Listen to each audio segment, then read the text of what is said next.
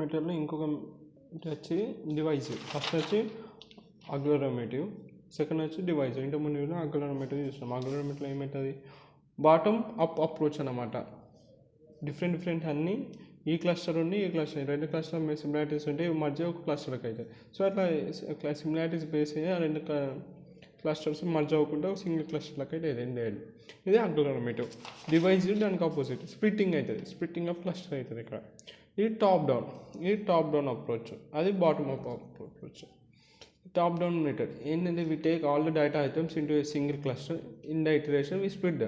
So ఏం చేస్తాం, అన్ని డేటా ఐటమ్స్ ఏవైతే ఉంటాయో అవన్నిటిని ఫస్ట్ ఒక సింగిల్ క్లస్టర్లకే వేస్తాం. ఇప్పుడు చూడు, అన్ని డేటా ఐటమ్స్ ఉంటాయి, అన్ని డేటా ఐటమ్స్ అన్నీ ఫస్ట్ సింగిల్ క్లస్టర్లకే వేసినాయి, ABCD అని.